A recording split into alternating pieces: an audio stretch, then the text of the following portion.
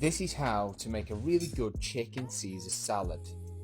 For the dressing we need egg yolks, whole grain mustard, anchovies, a squeeze of lemon juice, some grated garlic in there as well, plenty of grated Parmesan, some anchovy oil, some salt, some pepper, some Worcestershire sauce, some olive oil, and then we're going to blend that and stream in the veg oil. We're going to add an ice cube right at the end to give you a lovely smooth finish.